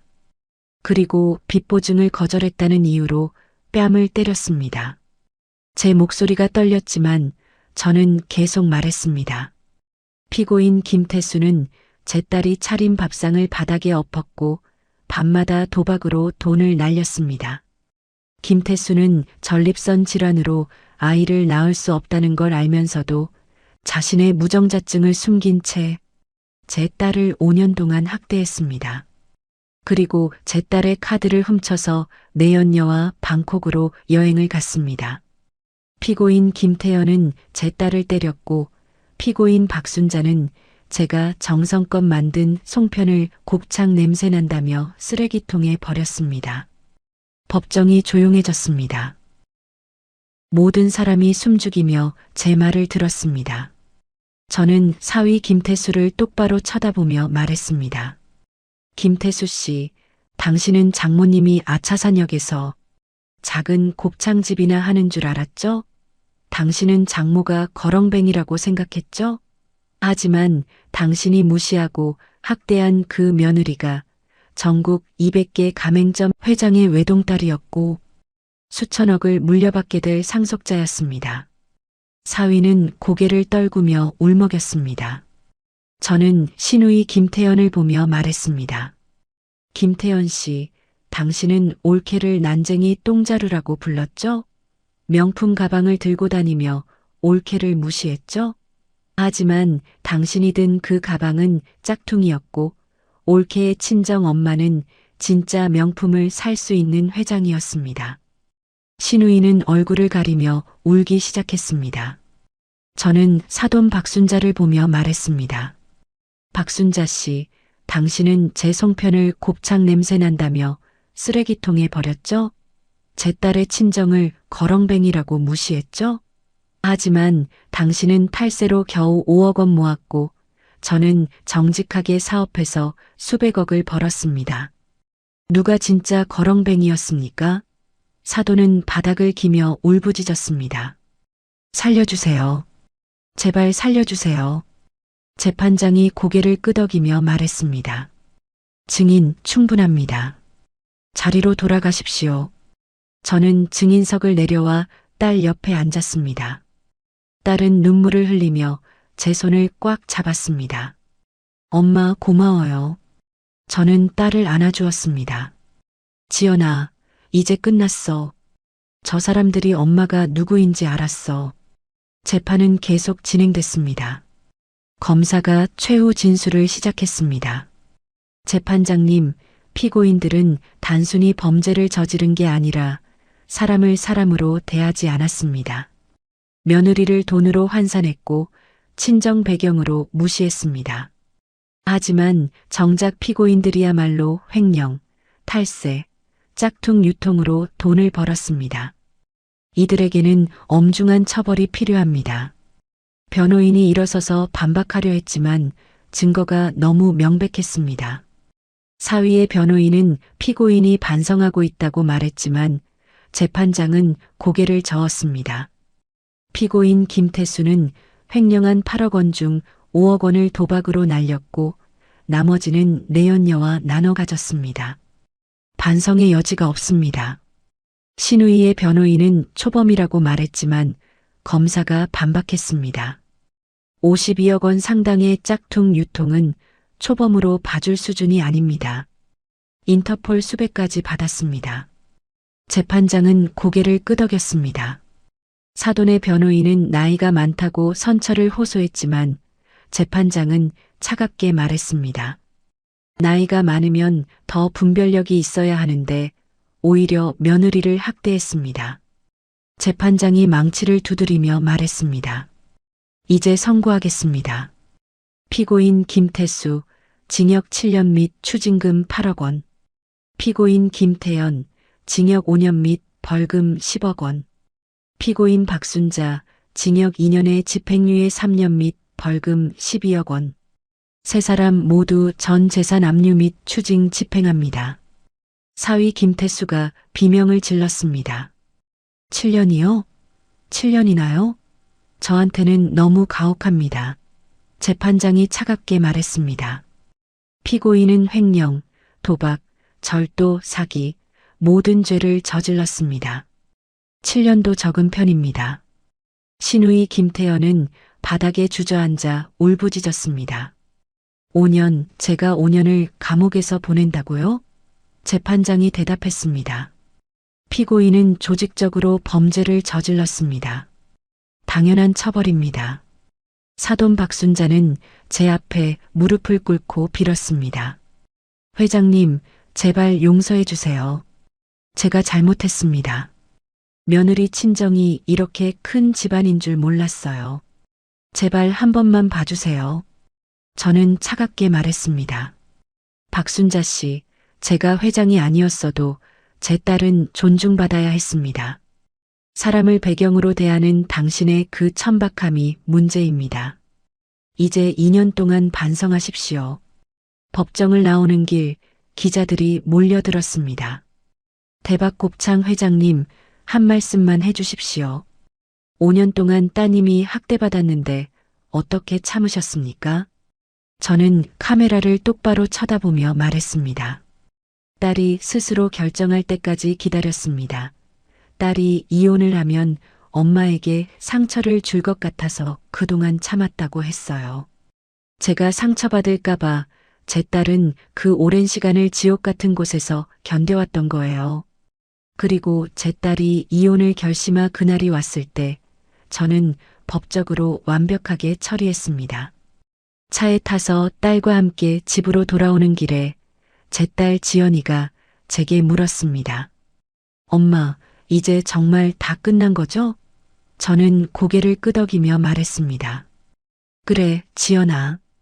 이제 끝났어. 저 사람들은 앞으로 7년, 5년 감옥에서 보내게 될 거야. 그리고 나와도 빈털털이야. 전 재산이 압류됐으니까. 딸은 눈물을 흘리며 말했습니다. 엄마 고마워요. 엄마가 아니었으면 저는 평생 그렇게 살았을 거예요. 저는 딸을 꼭 안아주었습니다. 40년 동안 제가 악착같이 살아온 이유가 바로 이 순간을 위해서였습니다. 제 딸에게 정의를 돌려주고 제 딸을 지키기 위해서였습니다. 이제 진짜로 모든 게 끝났습니다. 악마 같은 시댁 인간들은 법의 심판을 받았고 제 딸은 자유를 되찾았습니다. 재판이 끝난 후 사위 김태수와 신우이 김태연은 서울 구치소에서 교도소로 이송됐고 사돈 박순자는 집행유예로 풀려났지만 갈 곳이 없었습니다. 저는 비서실장을 통해 그들의 근황을 계속 보고받았습니다. 제 딸을 5년 동안 괴롭힌 그들이 어떻게 파멸해 가는지 똑똑히 지켜보고 싶었으니까요. 사위 김태수는 교도소에서 가장 힘든 시간을 보냈습니다. 은행 부지점장 출신 횡령범이라는 소문이 퍼지자 다른 죄수들이 그를 따돌렸습니다. 교도소에서 구타를 당했다는 소식도 들었어요. 잘난 척하던 은행원 나리가 이제 죄수복이나 입고 있네 라며 비웃었고 식사 시간마다 밥그릇을 빼앗기기 일쑤였습니다. 사위는 교도관한테 항의했지만 교도관은 차갑게 말했답니다. 여기서는 모두가 똑같은 죄수일 뿐이라고요. 2년이 지났을 때 사위의 은행 내연녀가 사위의 친구와 결혼했다는 소식이 들려왔습니다. 교도소 면회실에서 그 얘기를 들은 사위는 벽을 치며 절규했지만 돌아오는 건 교도관의 차가운 목소리뿐이었습니다. 조용히 하지 않으면 독방에 처넣겠다고 했답니다. 사위는 그날 이후로 완전히 무너졌고 매일 밤 제 딸이 차려주던 따뜻한 밥상을 그리워하며 허공에 손을 뻗었지만 돌아오는 건 차가운 시멘트 벽뿐이었습니다. 시누이 김태연은 여자 교도소에서 더욱 비참한 시간을 보냈습니다. 명품을 좋아하는 짝퉁 여왕이라는 별명이 붙었고 명품 행세하던 게 들통나 다른 수감자들한테 놀림감이 됐습니다. 한때 명품 가방을 들고 다니며 제 딸을 난쟁이 똥자루라고 불렀던 그녀는 이제 죄수복을 매번 손으로 빨아야 하는 처지에 손이 트고 거칠어졌습니다. 출소하면 복수하겠다고 이를 갈았지만 5년이라는 시간은 그녀의 젊음을 모두 빼앗아갔습니다. 사돈 박순자는 집행유예로 풀려났지만 갈 곳이 없었습니다. 건국대학교 앞 시애미의 삼겹살집은 국세청에 압류당해 강제 폐업됐고 집에 숨겨뒀던 현금 5억 원도 모두 압수됐습니다. 살던 아파트도 경매로 넘어갔고 사돈은 하루아침에 빈털터리가 됐습니다. 친구들도 모두 등을 돌렸고 친척들도 연락을 끊었습니다. 탈세범이자 며느리를 학대한 시어머니라는 낙인이 찍혀서 누구도 그녀를 도와주지 않았습니다. 사돈 박순자는 결국 광진구 번화가에서 폐지를 줍기 시작했습니다. 한때 삼겹살집 사장님이라며 으스대던 그녀는 이제 리어카를 끌고 다니며 골목을 헤매는 노파가 됐습니다. 지나가는 사람들이 그녀를 보며 수군거렸습니다. 저 사람 뉴스에 나왔던 그 탈세범 아니야? 며느리 학대하고 손녀딸 뺨 때린 거 방관했던 사람? 사돈은 그런 시선을 피해 고개를 숙이고 걸었지만 피할 수는 없었습니다. 3년이 지났습니다. 사위 김태수는 교도소에서 건강이 악화됐습니다. 허리 디스크가 와서 제대로 걷지도 못하게 됐고 교도소 의무실에서 진통제만 받았습니다. 제대로 된 치료를 받을 수 없었고 매일 통증에 시달리며 지냈습니다. 한때 제 딸이 차려준 밥상을 엎어버리던 그가 이제는 교도소 배급 음식이라도 제대로 먹고 싶어 했지만 허리 통증 때문에 식욕조차 없었습니다. 사돈 박순자는 폐지를 줍다가 우연히 대박곱창 가맹점 앞을 지나갔습니다. 화려한 간판, 손님들로 붐비는 가게, 그리고 입구에 붙은 포스터에는 전국 200개 가맹점, 오이숙 회장이라는 문구가 선명하게 적혀 있었습니다. 사돈은 그 포스터를 보며 가슴을 쥐어뜯었습니다. 자신이 무시했던 그 며느리 친정엄마가 이렇게 큰 기업의 회장이었다는 사실에 뒤늦게 후회했지만 소용없었습니다. 세월이 빠르게 흘러서 어느덧 5년이 지났고 시누이 김태연이 출소했습니다. 50세에 들어가서 55세에 나온 그녀는 이제 완전히 늙어 있었습니다. 흰머리가 반이 넘었고 얼굴에는 깊은 주름이 패였으며 눈썹 위 흉터는 더욱 선명했습니다. 출소 후 갈 곳이 없었던 그녀는 고시원 방을 얻었지만 일주일 만에 방세를 못내 쫓겨났습니다. 짝퉁 유통으로 모았던 돈은 모두 압류됐고 정가자라는 낙인 때문에 일자리를 구할 수도 없었습니다. 신우이는 결국 사돈 박순자를 찾아갔습니다. 엄마, 나 여기 있어. 도와줘. 하지만 사돈도 폐지를 주우며 겨우 연명하는 처지였습니다. 두 사람은 한겨울 지하철역 입구에서 낡은 이불을 나눠 덮으며 지나가는 사람들한테 구걸을 했습니다. 한때 제 딸을 파출부 취급하던 그들이 이제는 길거리에서 동냥하는 앵벌이 신세가 됐습니다. 7년이 지나고 사위 김태수도 출소했습니다. 48세에 들어가서 55세에 나온 그는 이제 완전히 노인이 됐습니다. 허리가 굽어서 치료를 받지 못해서 걸음걸이도 절뚝이고 있었고 머리는 스트레스로 인해서인지 절반은 날아가서 대머리 같은 모습이었고 얼굴에는 생기라곤 찾아볼 수 없었습니다. 은행은 이미 면직당한 지 오래였고 정가자의 고령자라는 이유로 아무도 그를 고용하지 않았습니다. 사위는 그렇게 일용직 노동판을 전전하다가 허리를 크게 다쳐 일도 못하게 됐습니다. 병원비를 낼 돈도 없었고 결국 쪽방촌에서 누워만 지냈습니다. 한때 제 딸이 정성껏 차려준 따뜻한 밥상을 엎어버리던 그가 이제는 편의점 도시락 하나 제대로 먹지 못하는 처지가 됐습니다. 밤마다 허리 통증에 시달리며 과거 자신이 짓밟았던 제 딸의 따뜻했던 미소를 그리워했지만 허공에 손을 뻗어봐도 돌아오는 건 차가운 곰팡이 냄새뿐이었습니다. 어느 날 세 사람이 우연히 건국대학교 앞에 시장통에서 마주쳤습니다. 사위 김태수, 신우이 김태연, 사돈 박순자 모두 초라하고 비참한 모습이었습니다. 서로를 보는 순간 세 사람은 울부짖기 시작했습니다. 사위는 사돈을 탓했습니다. 어머니가 지연이를 그렇게 구박하지 않았으면 이런 일 없었을 거 아니에요. 사돈은 신우이를 탓했습니다. 네가 옳게 뺨을 때리지 않았으면 우리가 왜 이렇게 됐어. 신우이는 사위를 원망했습니다.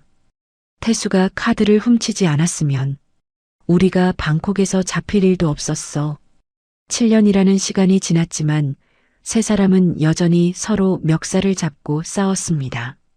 지나가는 사람들이 구경하는 가운데 한때 가족이라던 그들은 이제 서로를 증오하며 바닥에서 난투극을 벌였습니다. 경찰이 출동해서 그들을 떼어놓았지만 세 사람의 관계는 완전히 깨졌습니다.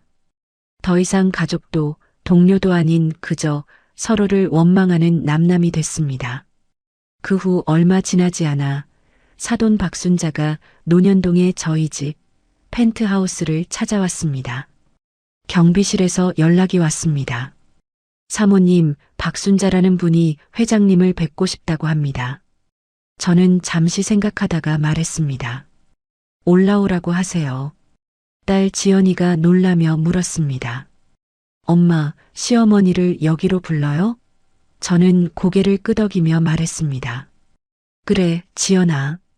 마지막으로 확실하게 선을 그어줘야 해.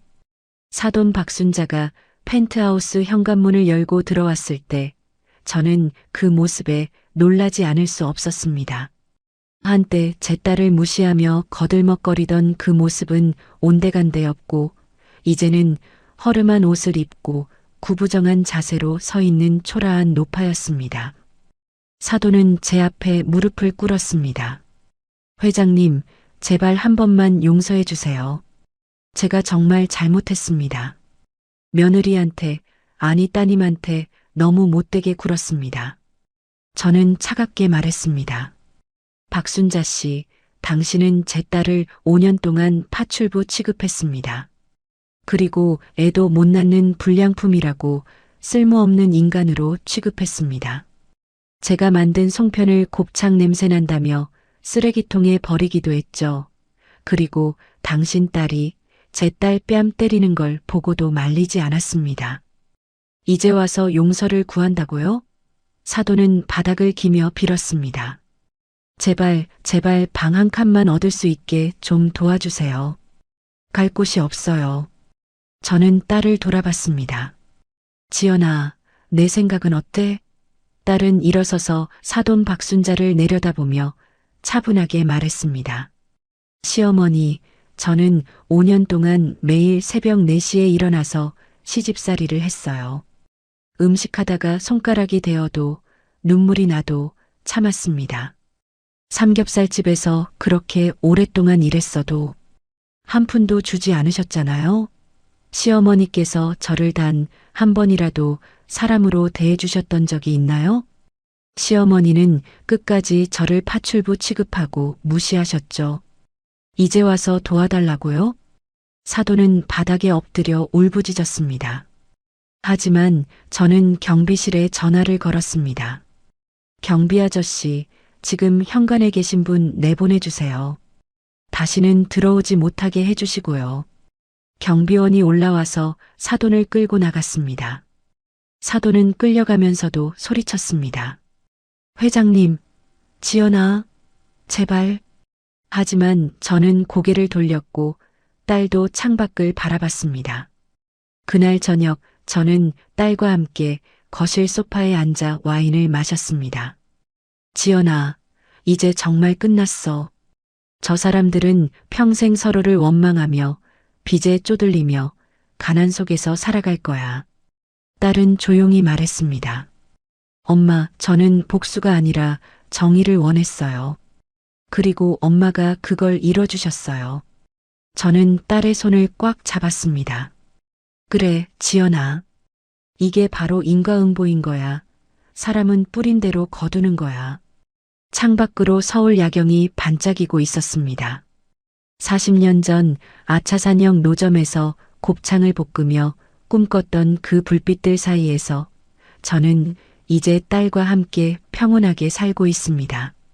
제 딸을 괴롭힌 사람들은 모두 대가를 치렀고 그동안의 치욕과 모욕을 모두 시원하게 되갚아준 것 같은 기분이 들었어요. 한편으로는 미안하고 안쓰러운 감정도 들었지만 제 딸아이가 받은 상처에 비하면 이건 아무것도 아니라는 생각도 했어요. 그로부터 2년이 흘렀습니다. 지금은 화창한 봄날 오후 저는 논현동 펜트하우스 거실에서 따뜻한 차를 마시며 창밖을 바라보고 있습니다. 저 멀리 한강이 반짝이고 벚꽃이 만개한 거리가 한눈에 들어옵니다. 40년 전 아차산역 노점에서 곱창을 볶으며 꿈꿔왔던 평온한 일상이 이제는 제 일상이 됐습니다. 거실 소파에는 딸 지연이가 앉아서 노트북으로 무언가를 작업하고 있습니다. 2년 전 이혼이 확정된 후 딸은 우체국에서 퇴사하고 새로운 인생을 시작했습니다. 지금은 대박 곱창 프랜차이즈 이사로 일하면서 가맹점주들의 고충을 듣고 해결해주는 일을 하고 있습니다. 딸은 우체국에서 20년 동안 쌓은 성실함으로 가맹점주들한테 높은 신뢰를 받고 있습니다. 프랜차이즈 업계에서 유일하게 가맹점주들에게 인정받는 임원이 되었습니다. 엄마, 이번 주 토요일에 부산 가맹점 오픈식 참석하실 거죠? 딸이 고개를 들며 물었습니다. 저는 고개를 끄덕였습니다. 당연하지, 지연아. 이제 우리 300번째 가맹점인데 내가 어떻게 안 가겠니? 딸은 환하게 웃었습니다. 그 미소를 보는 순간 저는 가슴이 뭉클했습니다. 5년 동안 딸의 얼굴에서 사라졌던 그 밝은 미소가 이제 다시 돌아왔습니다. 요즘 딸은 행복해 보입니다. 매일 아침 일어나서 커피를 내리고 제가 만든 아침 식사를 함께 먹으며 회사에 출근합니다. 저녁에는 함께 산책을 하거나 영화를 보거나 그냥 소파에 앉아서 이런저런 이야기를 나눕니다. 시댁에서 5년 동안 고생할 때는 상상도 못했던 평범하지만 따뜻한 일상입니다. 저는 가끔 딸한테 물어봅니다. 지연아, 후회되는 거 없어? 결혼 안 했으면 이런 고생 안 했을 텐데. 하지만 딸은 항상 똑같이 대답합니다. 엄마, 그 경험이 저를 강하게 만들었어요. 그리고 엄마가 얼마나 대단한 분인지 알게 됐어요. 후회 없어요. 딸의 그 말을 듣는 순간 저는 눈물이 핑 돌지만 참습니다. 작년 가을에는 딸이 새로운 사람을 만났습니다. 대박곱창 가맹점을 운영하는 점주님의 아들로 정직하고 성실한 청년이었습니다. 처음 딸을 소개받았을 때 그는 제 손을 꽉 잡으며 말했어요. 회장님, 지연 씨를 제 가족처럼 정말 소중하게 대하겠습니다. 절대로 슬프게 하지 않겠습니다. 저는 그 진심 어린 눈빛을 보고 믿을 수 있었어요. 이 사람은 다르구나 라고요. 두 사람은 천천히 알아가고 있습니다. 급하지 않게, 서두르지 않게 서로를 존중하며 관계를 쌓아가고 있습니다. 가끔 그 청년이 저희 집에 놀러 오는데 딸한테 꽃을 사오고 저한테는 항상 정성스러운 선물을 준비해 옵니다. 그리고 제 딸을 바라보는 그 눈빛에는 존중과 사랑이 가득합니다. 그렇게 시간이 흘러 제 딸이 오랫동안 기다려온 아이를 낳게 되었어요. 아이를 못 낳는 불량품 취급을 받던 제 아이가 늦은 나이에 출산을 하게 되었고, 저도 눈에 넣어도 아프지 않을 것 같은 소중한 손주를 보게 되었답니다. 그동안의 상처와 아픔이 모두 치유되는 기분이었어요. 딸 아이가 병원에서 손주를 출산하는 모습을 보며 눈물이 주르륵 흘러내렸습니다. 저는 이제 딸을 보면 막혀있던 가슴이 뻥 뚫린 것처럼 시원해졌어요. 이번에는 딸이 진짜 행복할 수 있겠구나 라고요. 대박 곱창 프랜차이즈는 계속 성장하고 있습니다. 지난 2년 동안 30개 가맹점이 더 생겼고 이제 전국에 350개 매장이 있습니다. 연매출은 6천억 원을 넘어섰고 종업원도 2,500명으로 늘었습니다. 저는 이제 실무에서 한 발짝 물러나고 딸한테 조금씩 경영을 맡기고 있습니다. 딸은 제가 기대했던 것보다 훨씬 더 훌륭하게 회사를 이끌고 있어요. 가끔 저는 아차산역 근처를 찾아갑니다. 40년 전 제가 노점을 했던 그 자리는 이제 번화한 상가로 바뀌었지만 저는 그 골목을 걸으며 옛 기억을 떠올립니다. 갓난아기 딸을 업고 새벽 4시에 일어나 곱창을 손질하던 그 시절, 손님이 없어서 울먹이던 그 밤들, 하지만 딸의 얼굴을 보며 다시 힘을 냈던 그 순간들이 주마등처럼 스쳐 지나갑니다. 그리고 저는 깨달았습니다. 제가 40년 동안 악착같이 살아온 건 돈을 벌기 위해서가 아니었어요. 제 딸을 지키기 위해서, 제 딸이 행복하게 살 수 있는 울타리를 만들기 위해서였습니다. 그 울타리 안에서 딸이 상처받지 않고 무시당하지 않고 존중받으며 살기를 바랐습니다. 그리고 그 꿈을 제 나이 72세에 드디어 이루었습니다. 오늘 아침에는 딸이 제 방에 들어와서 물었습니다. 엄마, 요즘 행복하세요? 저는 놀라서 물었습니다. 왜 갑자기 그런 걸 물어? 딸은 제 손을 잡으며 말했습니다. 엄마가 40년 동안 너무 고생하셨잖아요. 저 때문에 상처도 받고 너무 힘드셨을 것 같아서요. 지금이라도 엄마가 행복하셨으면 좋겠어요. 저는 딸을 꼭 안아주며 말했습니다. 지연아, 엄마는 지금 세상에서 가장 행복해. 네가 웃고 있잖아. 네가 건강하게 살고 있잖아. 그게 엄마한테는 최고의 행복이야.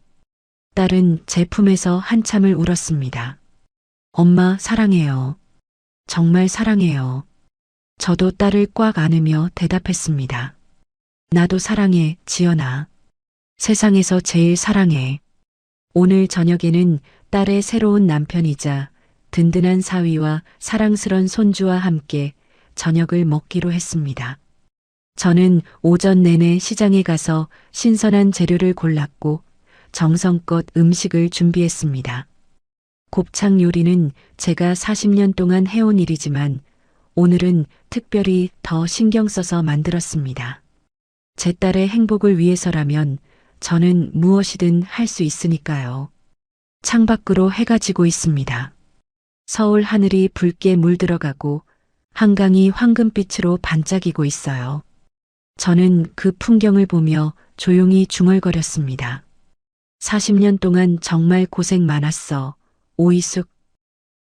하지만 후회는 없어. 지옥 같은 집안에서 내 딸을 지켜냈으니까, 그리고 이제 내 딸이 이제 행복하니까. 그걸로 충분해. 거실에서 딸이 부릅니다. 엄마, 설거지 도와드릴까요? 저는 웃으며 대답합니다. 괜찮아, 지연아. 엄마가 할게. 너는 쉬어. 딸은 제 뒤에서 저를 안아주며 말합니다. 엄마, 100살까지 아프지 말고 평생 저랑 함께 있어요. 저는 딸의 팔을 토닥이며 대답합니다. 그래, 지연아. 평생 함께 있자. 엄마는 항상 내 편이야. 여러분, 오늘 오이숙님의 이야기 어떻게 들으셨나요? 사람을 배경이나 돈으로 판단했던 사람들은 결국 그 대가를 치렀고 묵묵히 참고 견뎌온 지연 씨는 지옥에서 벗어나 자유와 행복을 되찾았습니다. 오이숙 씨가 40년 동안 아차산역 곱창집에서 시작해서 여기까지 달려올 수 있었던 이유는 딸을 향한 깊은 사랑 때문이었습니다. 내 자식이 소중하듯 남의 자식도 소중합니다. 피가 섞이지 않았어도 결혼을 한 며느리는 내 가족과 똑같습니다. 두 번째 자식이라고 생각하고 내 자식과 결혼한 며느리 혹은 사위도 내 가족처럼 따뜻하게 사랑으로 안아주시기 바랍니다. 오늘의 이야기가 여러분의 마음에 작은 위로가 되었다면 구독과 좋아요를 눌러주세요. 그리고 지금 어디에서 듣고 계신지 댓글로 알려주시면 그곳으로 행운의 기운을 가득 담아 보내드리겠습니다. 늘 건강하시기를 기원드리며 오늘도 따뜻하고 행복한 하루 보내시기 바랍니다. 감사합니다.